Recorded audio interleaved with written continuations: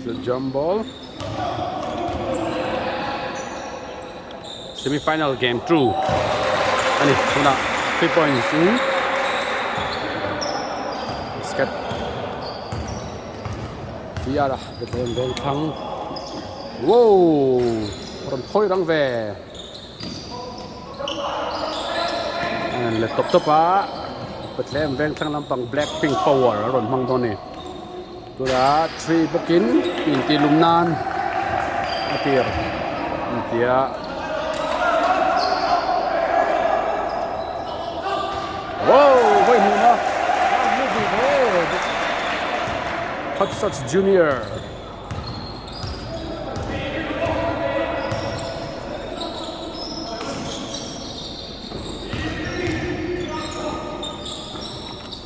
Viara led Lea, ball to drive in,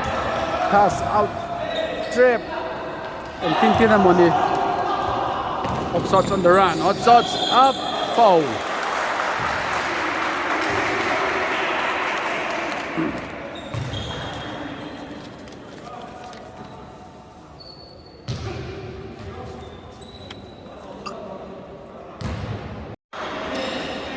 Free throw, lose the VAR. The grand point, Hotshots Lampang 8 India, Bethlehem Vengthlang. Let's score well only. Layup is good. 2 points. Bethlehem Vengthlang. Token hi zanho sa bo. Aron check hit ball here. Tuna basket na saber Bethlehem Vengthlang ta na kon siama. Kumnanan try Lea 3 points. Hotshots lamin. Out of bound. Mi ma chi hen dor pui veng thar le electric veng junior te in khela dor pui veng thar an chaka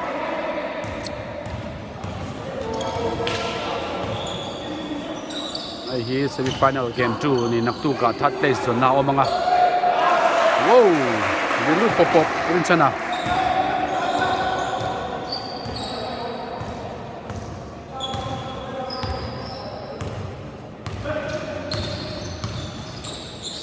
Viara fake zong mek alarem low tokena achunga rebound Hotshots lamon pay vele hala defense line sem dar thaman low defense an lo thengman ngai tua le mek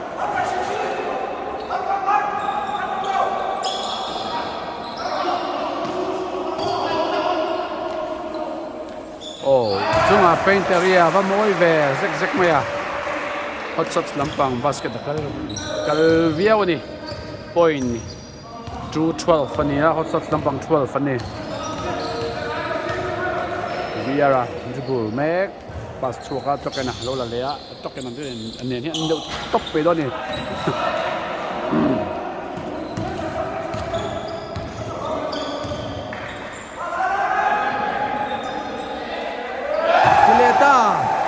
Avoid Kumnan. Time out. They don't call nghal. Hotshots lampang point na sang le maya. Point. Bethlehem Vengthlang 2. Ni Hotshots 15. Ani 2-15. Time out. First quarter. Time out the tragin. An le ta. First quarter ania. Minute rugla second somli pali alom. Ay pala kan chole. Trip fall. Sa puitian lo hama side throw inbound tur ni.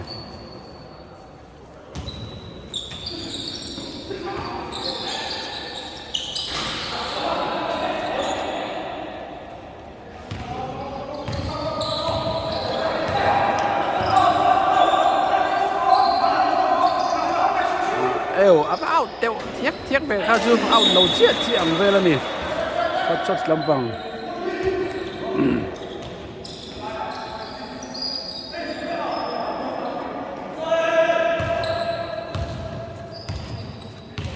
Viara.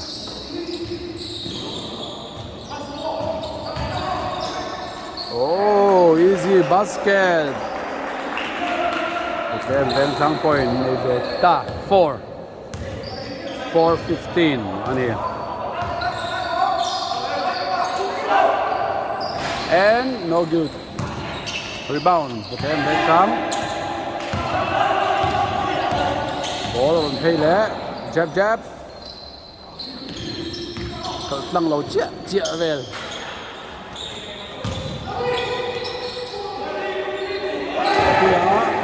Và này liên tục offensive rebound nó chẳng lẽ via là chia chính hả đàn lụt pen step pass đua như là pass cho lâu cái tiếng nghe chầu mấy lâu đó là kan anh đang chỉ được tập bóp ta sẽ tan chân sẽ sang rồi này xoay à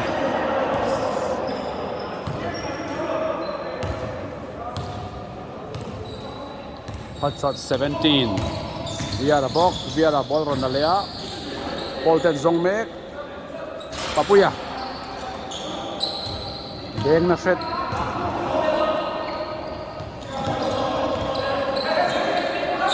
Hotshots lampang confit showdown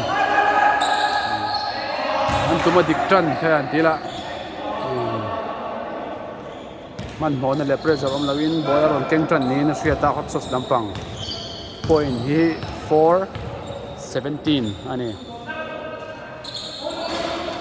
Token with the 3 no good rebound Rinchhana low na la apalian in thok sang le itu na kan 3 di velea phong het ve kha chu thok le no tok ena thok le don tok ena bawk ticket to fly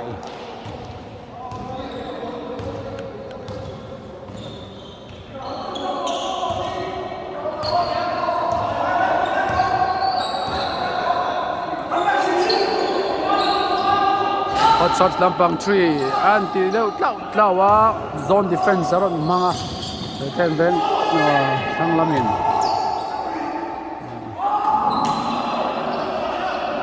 Montea delay Taylor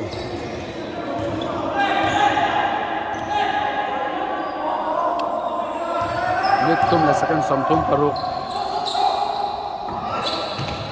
spin through bam chak ve Rinchhana apalian move ron mangani tuna kan point gat ten point mo thei khop maya an mi man tur te basket thun tura anan ki te anan pass pheya teammate ring token naron pen lut na lutok train dang thailo step in kha aron ka arok ke che kha ti dang dance move na lutok tuna kan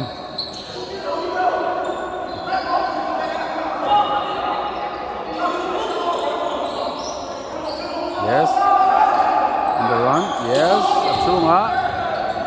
still ball low bank tha Bethlehem Vengthlang lampang thok chau le block out Bethlehem lampang hi chuanin chunga hian nor naviau maya tuna hian point hi 8-19 ania Hotshots lampang hi 19 ania minute ni le second som thum paruk alom ani aron chan dan in aron in nor lut top ni berin ga sia Bethlehem lampang tumhi Bethlehem Vengthlang lampang hi cheti rolin Hotshots lampang hi and defense clear lo hian Rinchhana 3 shoot min sheta side India mu thei khop mai polte assist manual Tony first quarter ania zo le trap to minute ni alom point 8-21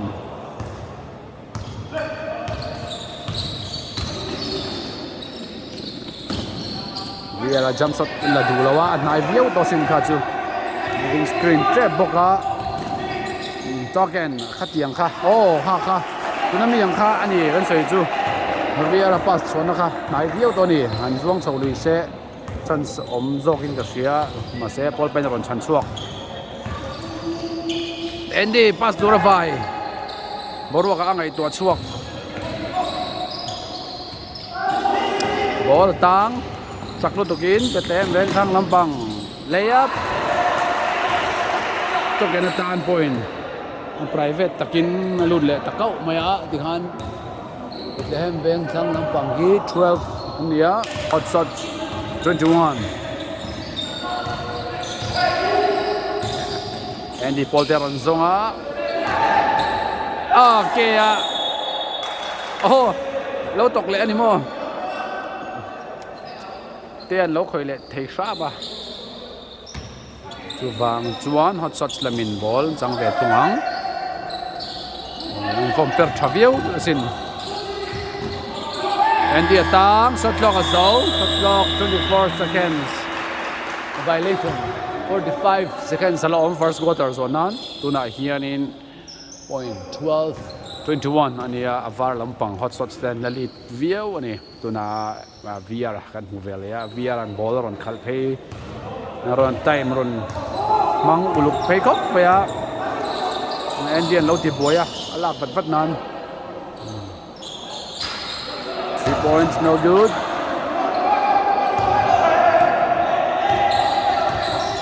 Hotshots an man holo hun man zo hun man tam teng ber pe an tum second som hi alom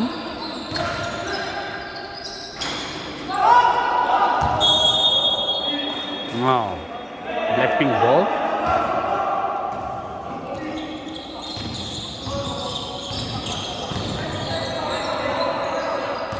Viara ball ron malis pay velia Viara ron lutum pe chhuak le sira Papuya 3 points first quarter chu kan khel zo le ta point din mun Bethlehem Vengthlang 15 ni Hotshots 21 ani 15-21 in kharang take 3 and 4 second quarter tran le nghal mai dona point 15-21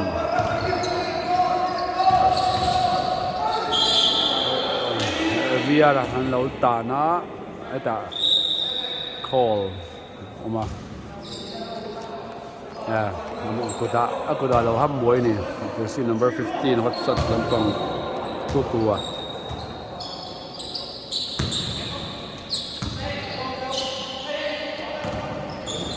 bola ban toy teu ve papuya ron chan chuak Bethlehem Vengthlang papuya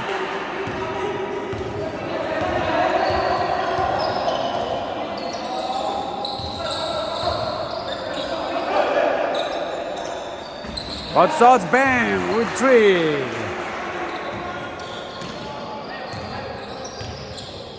point 17-24 yeah Blackpink lampang inaron may ve set avar lampang Hotshots ate lutuk oro kita dai ilaw ang deu inom lawin super nok ka blocking fall kum thei tur ania tu da khan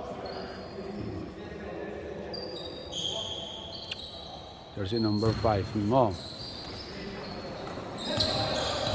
Hotshots sunga post pani masela alarem thailo lu le thau mai posa ball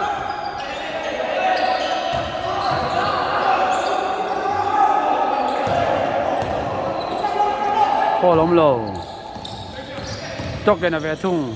aron nek pe atlang mia ni tokena den lutuk man lai uma minga ni ringot bang ball tapgar try ron save pe antuman ni masela lai na lo rakman var ball tur ni Hotshots 24 ani mek Bethlehem Vengthlang 17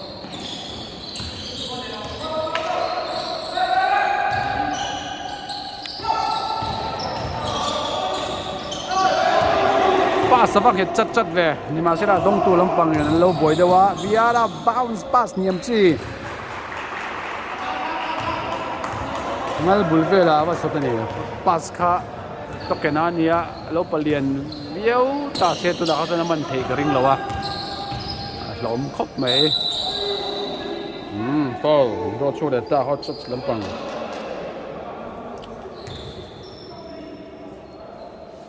Rinchhana Rinchhana tal na khop mai first quarter atangin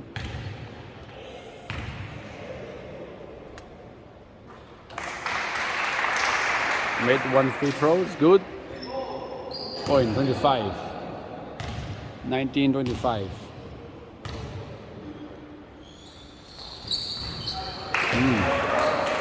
At Ludeve 26. 19-26. Kaya masak lama VR le som te lawin kel to trina o he tilaya defense diklo walo oma lawin man na sadutuka. Shots lampa to kena. Loose ball fall loma inbound. Point 19-26 honey. Minute sari keltur loma.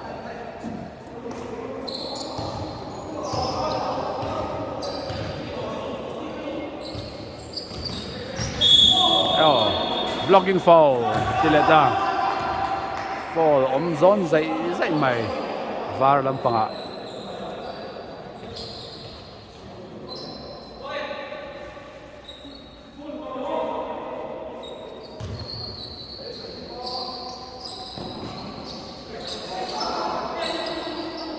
Bethlehem Vengthlang, Blackpink power with the drive. Points, yame. 21.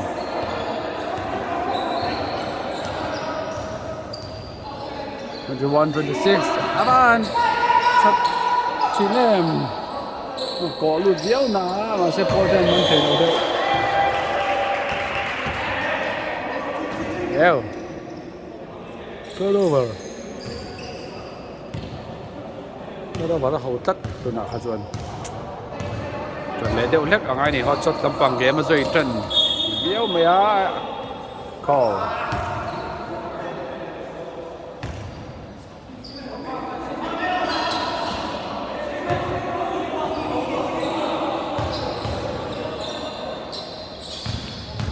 Bây là nhiễm tạc hình fake chặt chín véo pass chhuak lệ chỉ không hồn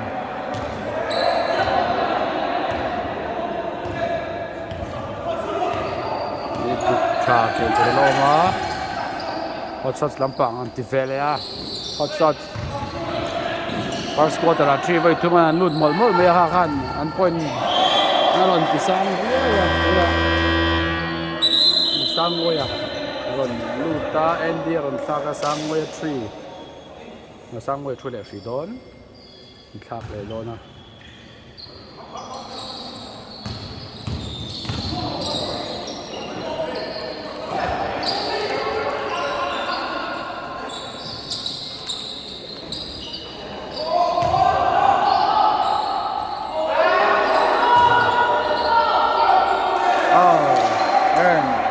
Google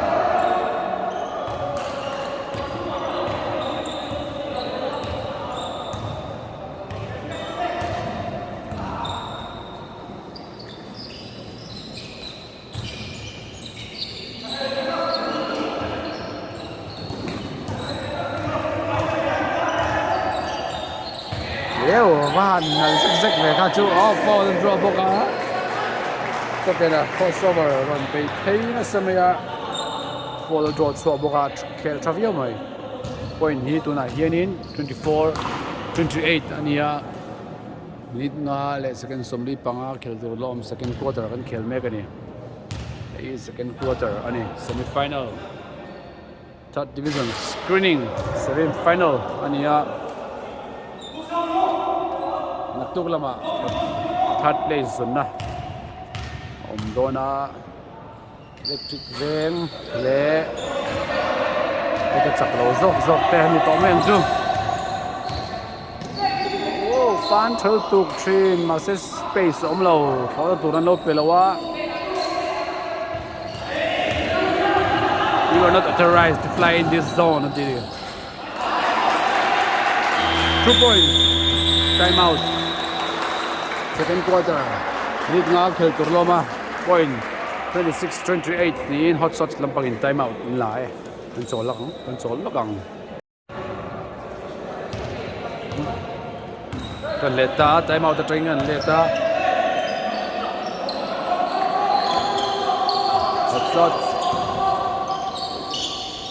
ball rot pu chekwal nal kap maya no sela basket a ateu ina zo pi ani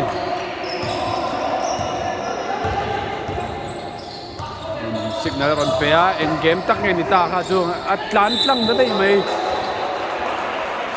number 4 play chu tan thut to kena number 4 play kha chu tan thut next a chuan an hre to nge ni linoma free throw lo chuaka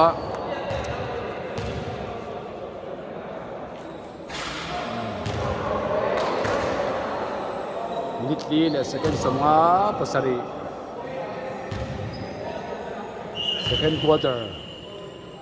point 26-28 alania team fall hi Hotshots lampangin pangan ni towa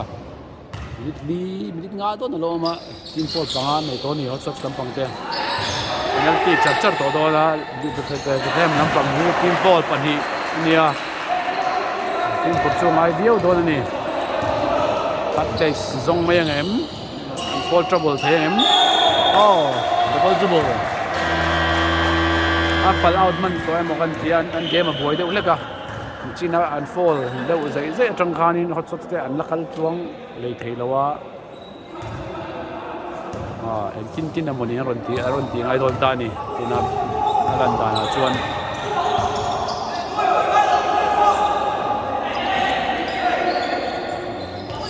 Yara bapuya ya orang betuk bola pera tete bola ganita now var Hotshots lampang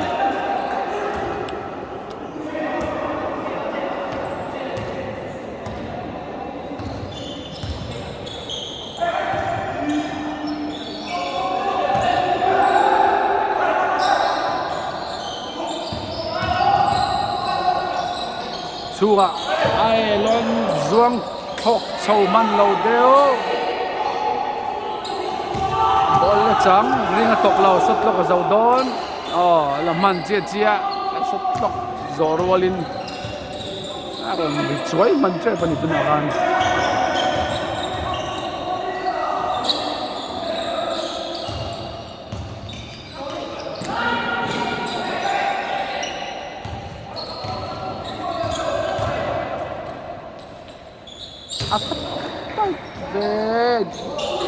anu to mo kan dia ke mazok khan chok azau ta ring khalo tok lawa lo luang liam zok khan nia 24 second khal zau trak ani Bethlehem Vengthlang lampang oi na lom lawa khat khop maya la ding sia 28 ania te Hotshots te point tang rei takop mai chuti rolin minute nga le second som ga minute le second som ni panga kan fall trouble nei to a penalty hum to a la hian minute thum khel tur lo ma minute thum chia team fall ni to wangin penalty lo chuk ani penalty kan lo chuk Bethlehem Vengte an in ngai tua run pek deuh chuan free throw nei char chap theiam din mula to den ding to ni minute thum lo ma tam khop mai tokena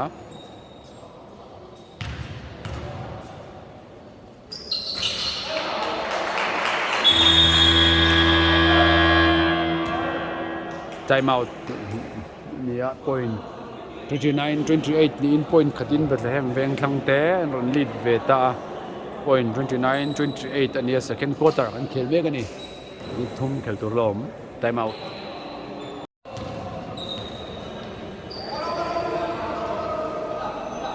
atangin lo le chia committee tharin Hotshots lampang aron lut ya kon feed tak main time out atangin ron let gan basket nei vet chowdown ni na shota Jeremiah basket ron siama point point 13 and lead vele chia chang le ven hal to kenan 3 points in point 32-30 ani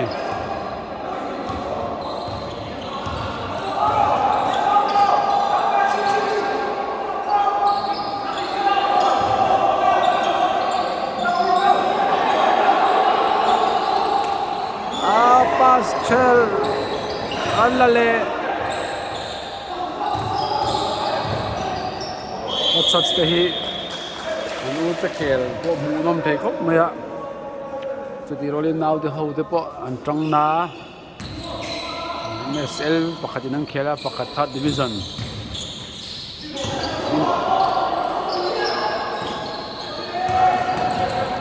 Fraser Viaran on Peat Tantang Zelin and King Sengta travel Jeremiah bo thuta Viaran main rin lo lai tak main turnover siam thirta e kutte kanan dribula thiam lo het lo no mi chuanin kha tiang kha ball chan let dan on sam thade wani na Viara tactic chate kha mon bo thut ang kha thau thak ve Bethlehem Vengthlang lampang point kanga 35 ania Hotshots 30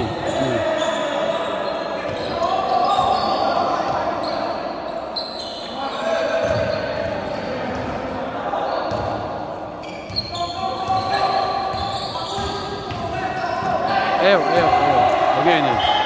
impal mo minute khat le second som pali alom Blackpink lampang Bethlehem Vengthlang lampang te atira an nu fual de undaka ni masela minute khum mamar an tang chawa basket ron kun thei chana an lead ta ni second quarter point 35-30 Rinchhana leng lowin har safeta rebound Hotshots lamin la nei shot lut Cedric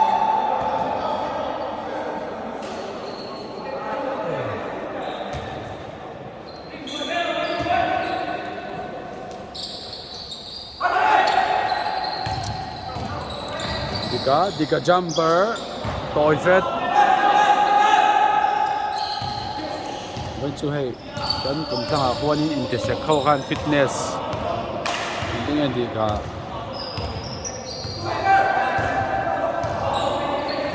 fitness intisia kan ya alo rive bung ren boka kola indoor chu ben chu an lung len thak lo ani yo fast break ya foul sa malo ma blind spot lo tungin aron phei kha ti boy ma set basket siam lo fall chun siama free throw lo choka VR fall panina hania point 35-30 ni second sari alom second sari free throw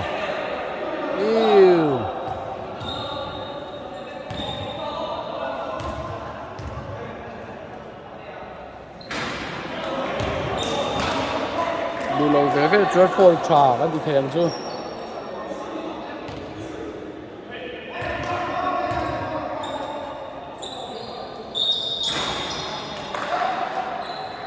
lại phôi lần lâu ốm một thật cái này extra chỉ đã tạo sản phẩm tiền lâu hàm chất mấy á basket thật xiên nán mga second sari lâu ốm top one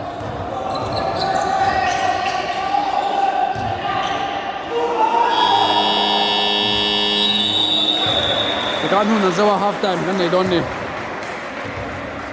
point 35 to 31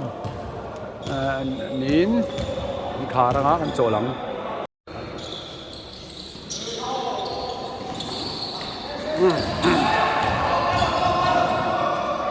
chan mun anin thak na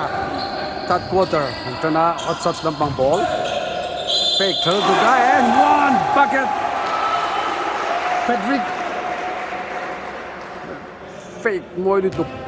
defender zuam tir kopa basket ron siam zui nghal free throw vai khat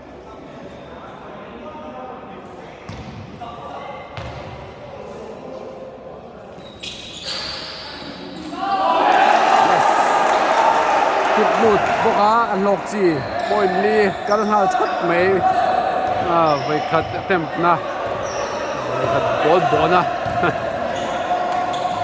Blackpink lampang ai ron chang le benga la 2 points in 35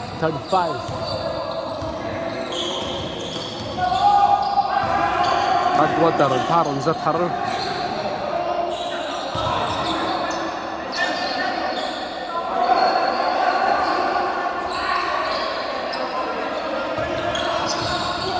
ball Federica Kutalet lea shot clock 6 ani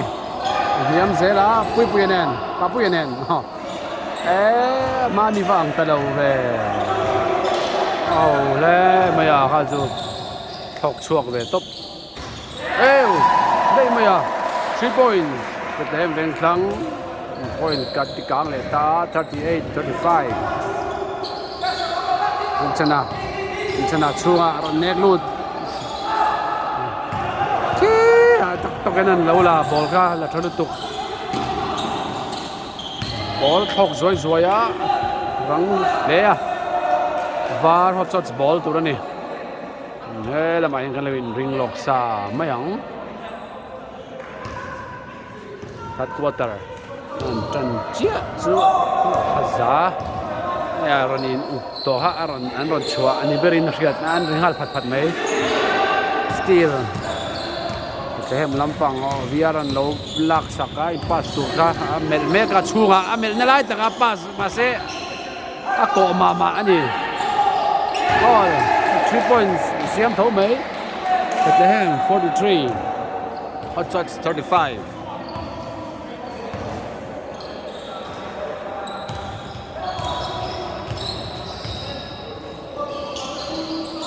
Sunga Rinchhana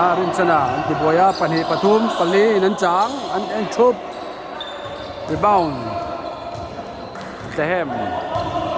viaran pass pay velia chung lamah ron attack pay velia kan point 110 ron lea time out ron Rinchhana ni Hotshots lampangin call a chol le lokang time out chol third quarter ania minute sari khelturlom time out committee fresh brand new nó bị khá dọa địch tỏ khá tin cả xe Poland base xe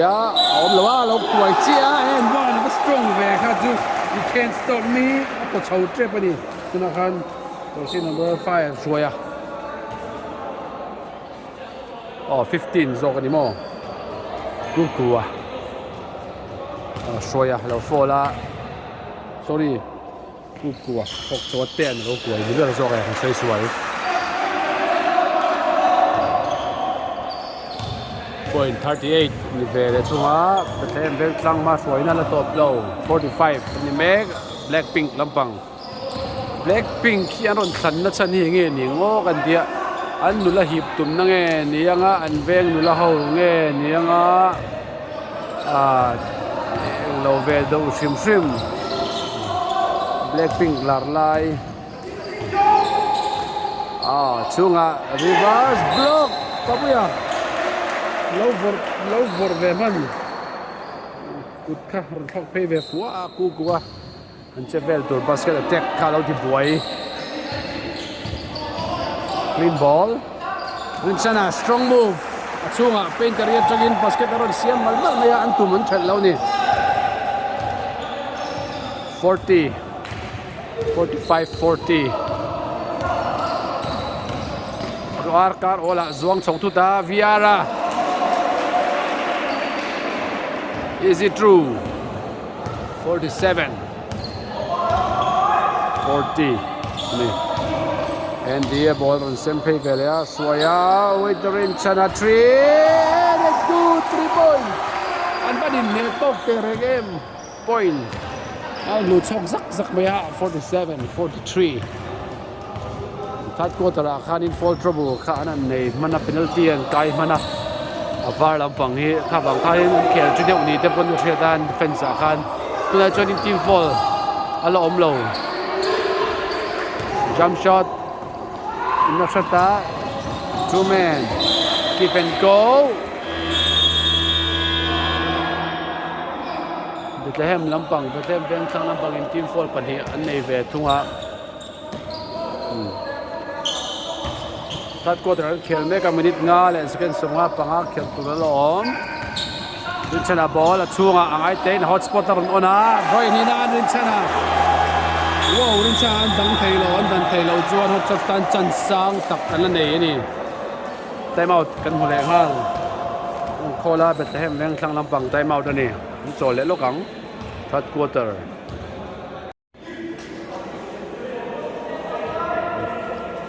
kan Rinchhana point lut tuk ti top nan le in siam that nan tin Bethlehem lampang in time out ron khola Rinchhana an rel oh easy basket bang shot to Viera 2 points kan 45 ani 49-45 Rinchhana call lo ma an nuôi mày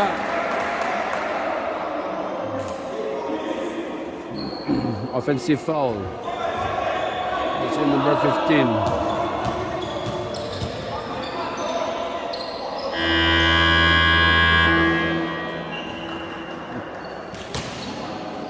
fall zo chian chu zui ngal do na kuku fall pali na nia chuwang chuan da thathi do ni coaching fall pali we khat fall le chuan chhuak to don kha khat ko tara changhal tat maya rest roi ngai do ni Viera jumper toy chi ding di lip a jump man pon ka hello tu na khan and then Paul Teron mulia Rinchhana the chou rebound fall base ya Viera pushing fall nge na khan eng ber nge ni replay mo chak khop me ya unsportsman foul jersey number 11 in a boa ball kha pushing fall in angaya Viera khan khati lai khan an complain nak ani ma sera an ham lo ni referee te khan an ham lo jon play on mai tur ni a hi ru chhuak a khoi boi ve the kha tiang til kha chu wang chon Viera chhuak aron boi zuaya psycho mode ron ona Viera mode kha patharon hem thua a hem thu ka po kha tidar ani ve thei thawa ma se chance thatak mai ron la endi na vak khel chon ka khelo replay te bom thei turangai tai la Andy unsportsman like fall chẳng free trophy ni anu lo ve ve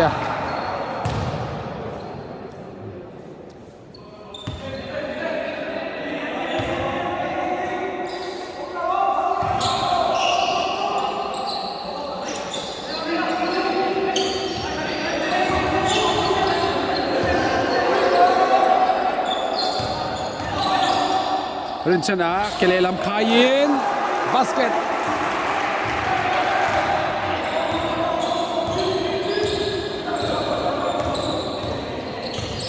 (49-47)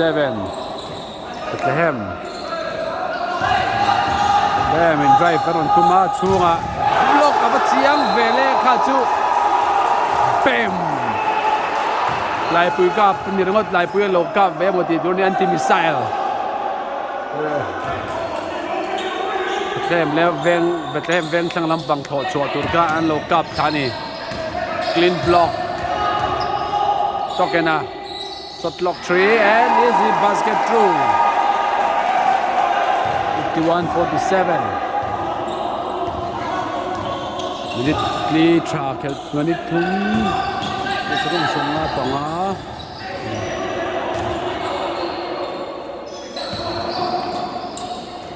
Jugan chunga and dia atangin hruai toy shota rebound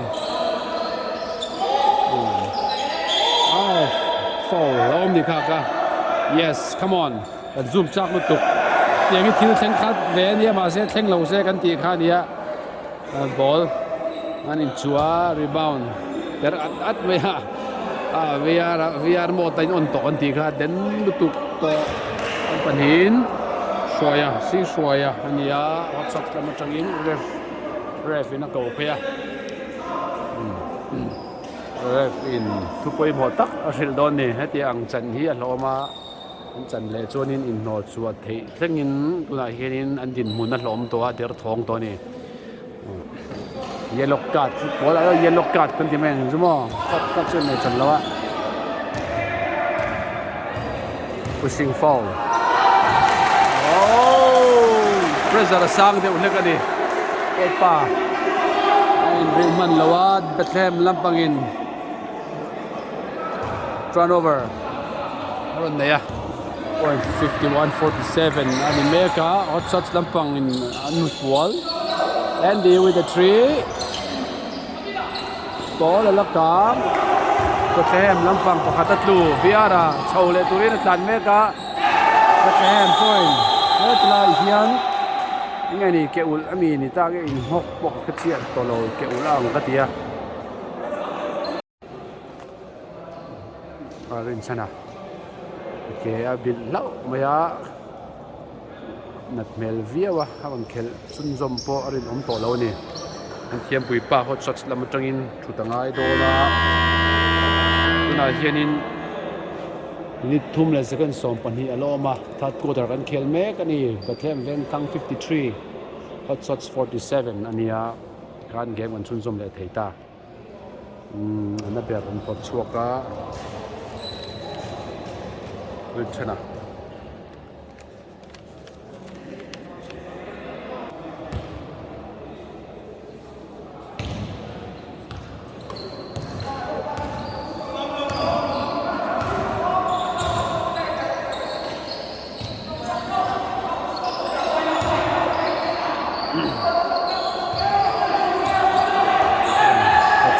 Rinchhana chhuak ai wai lom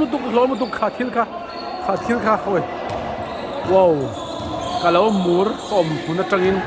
landing space chep lai kha lom takani zone in basket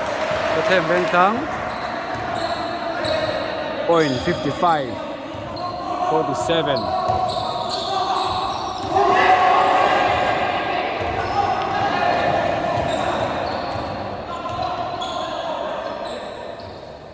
Tokanan papuya 3 points at toy thata Ryan low hey lawa Hotshots lampang ron ti pheve ni Andy an game buai deuh nge nia enge mo hangai don ni cheta Hotshots lampang te an tum dar po hi ka thiang chi lo ni tuna hian hei defender te an ding topa an lo chang an du danin to kena o samu tukin basketball khumna zone in Bethlehem ni nei da point tang o tot mea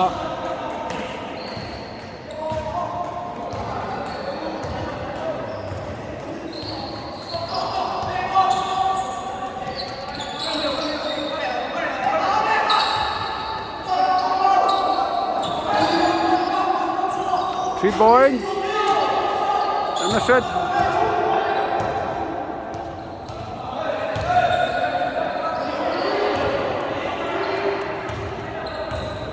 Katle second som ni patun.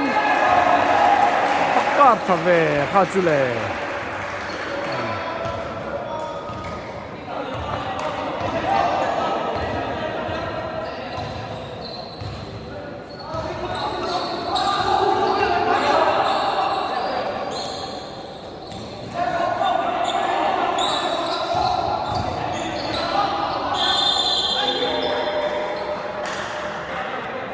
Foul.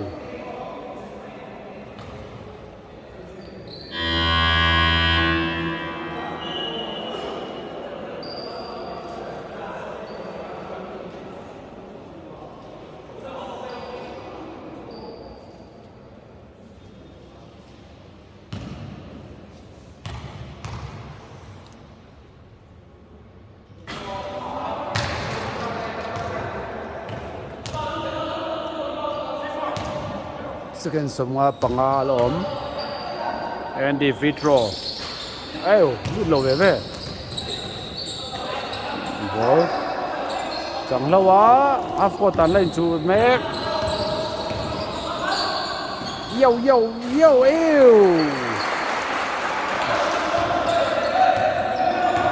kachu harsani 59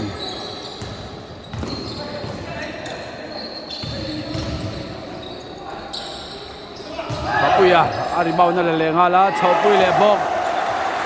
2 points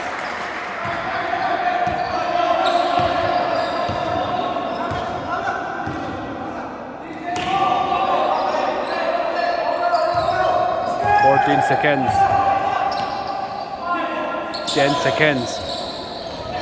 10 seconds sa pass wall apoi an out vele thunga 3 seconds alom var ball cut quarter an khel zo dona tingena on talo shoot thailo chi ang vel kha khel zo le ta cut quarter an chol leang point hi 61-49 ani 61-49 ei fourth quarter ni to dona top na tur Bethlehem te tira chaklo viawa Hotshots in man hruai mo serat second quarter atangin man hruai ke thunga la join point hi 61-49 ni to ni game po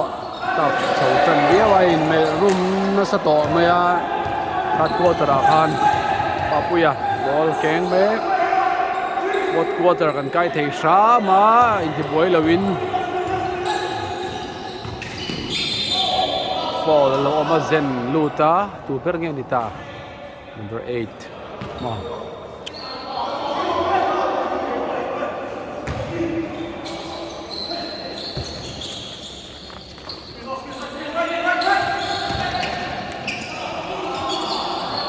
nal zeu ve center ti rena seven lo ra chu ban parman chok chawani le swaya jumper ol samu tokin na sela na shet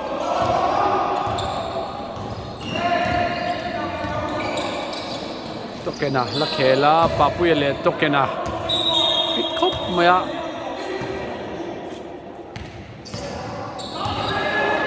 can't change here. Fourth quarter niya zoi to amoni chu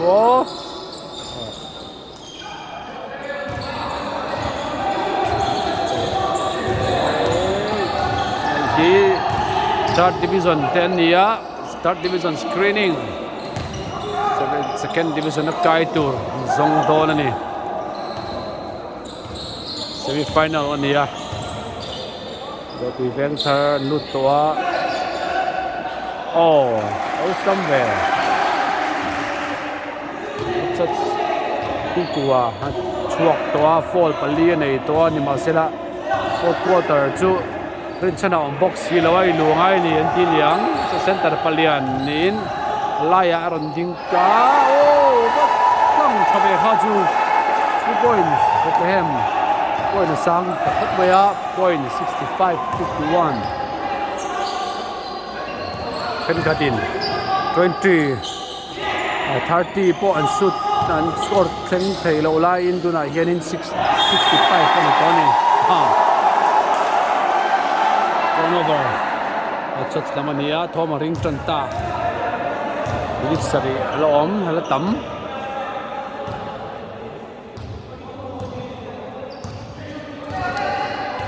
Bethlehem Vengthlang ng pangayan coach hi ate hanya assistant coach sang te din Hotshots ng pangayan coach hi kala niya assistant coach Paul ani boka tin ne zawe muana ania Bethlehem Vengthlang ami manager in ziak lo kan lo kot thei thri lawa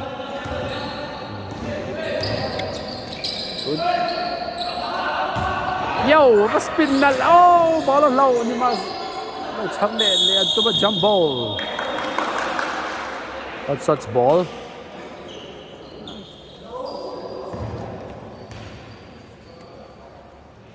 action kan hu trap kan hu thoi fua game rồi chuẩn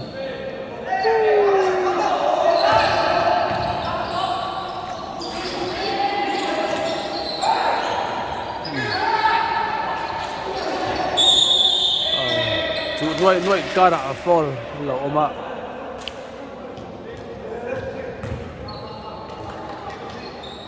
jersey number 14 of Tokena Fola Sostanin ball chang vele tunga point 65-51 ala ni bacham va han nal teu em defender kha thok thei chuti rualin boro ala kang ha pui takani se basket omlo token jab euro step paron mga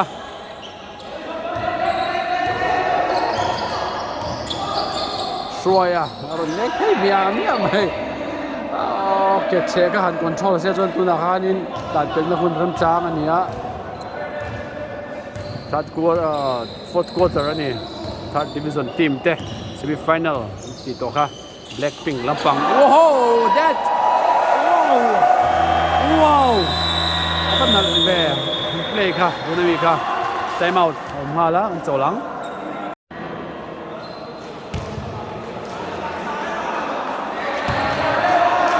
Olendor hi tuna chuanin college te an son ta ka chon wal pui lama college kal te ho lampangin rem cham takwein basketball en na hun naran nei thina kot tholu tuk aya amun rok te ron lua ve thina an ti lomom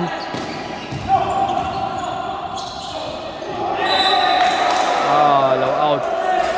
zau khata an committee ang chuanin ron chhuak nin a hriata ma sela zau hriata ni play kha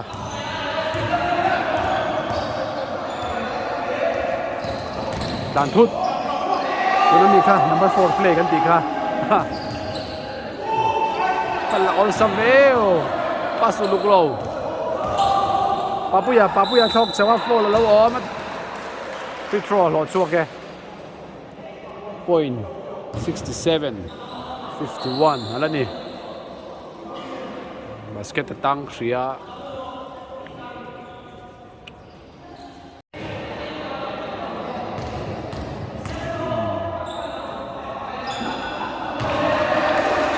free throw ni ve a va pass tra em tang chu kan ni kha chu Hotshots lampang point min kang ve 53 run around jump para moi kati mai kha thatrin 3 points and tumboi ve lai chuan chan thatak ani to ni ga kon fit tak main at lai bola kan lut theila kan put pon bola zawa mali sa all sam masela tuna yan game lo dang ve ta som tara tanga the tiam te polo ngai chho ve zel boxi to kena han chu nuai a jump ball te ten veng la bin la ve thunga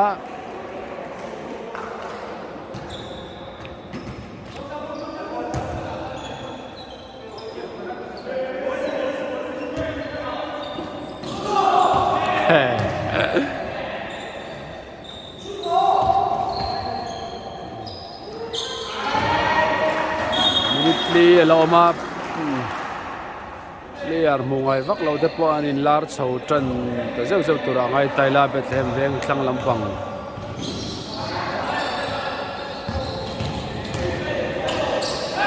apahar sa em kha chu ke che rual rem lo ni eng fall mani lo point om le a 73 and score ta 73-53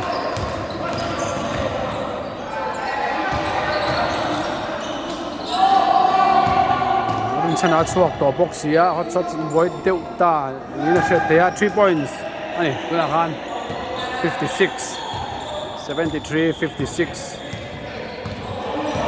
minute li chia kel to lom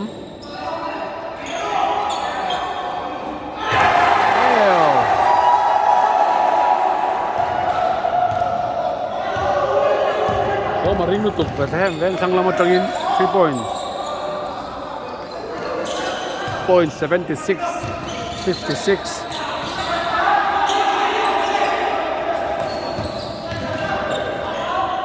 passing Tralatuk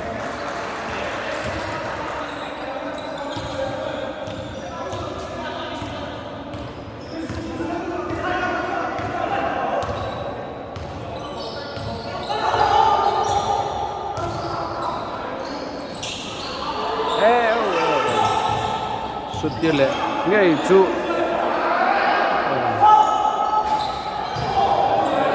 là thầy sầu chân dễ lá em về lắm bằng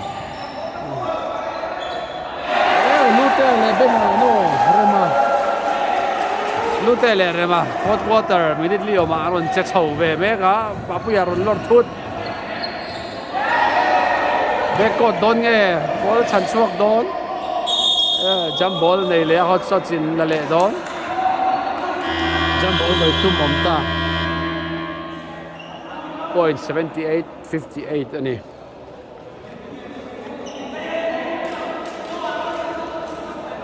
Ini tila second somli pali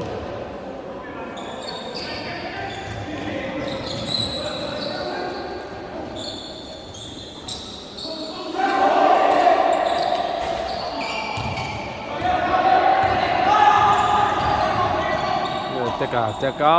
taken hruai mối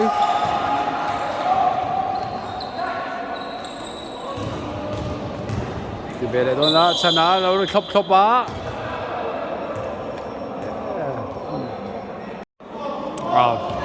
free throw mà sazok alun lâu 80-58 anh ya alun lâu về thì sao theo cái lón lấy ball sắp chân về Bethlehem Vengthlang Hotshots team fall bản hình trước là gì à on bản hình team fall bản hình trước là gì lên xuống về cái khéo lăng top bản tung cổ gió có thì à tụi này hiện in sana cái răng ta khóc mày à fall lom box xí lâu fake nó sai em về ha chú hraui shoot hun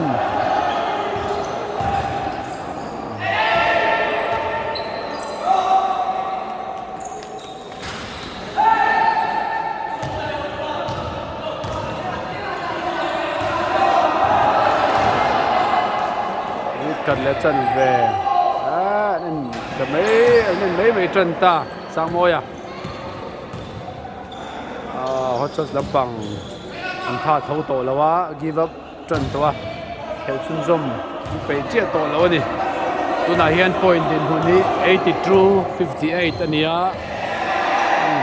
mỗi ngày kia zo về rim mang thì để được point nhưng mà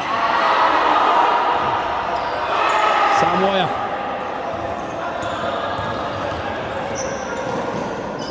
basket kailan na shot second somli pasari showdown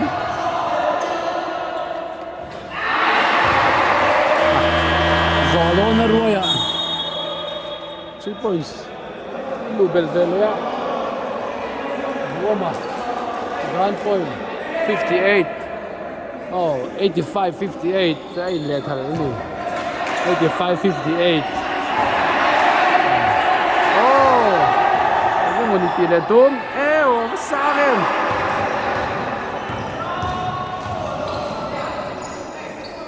dyan sa loob Samoa 2 points Kivele Zoya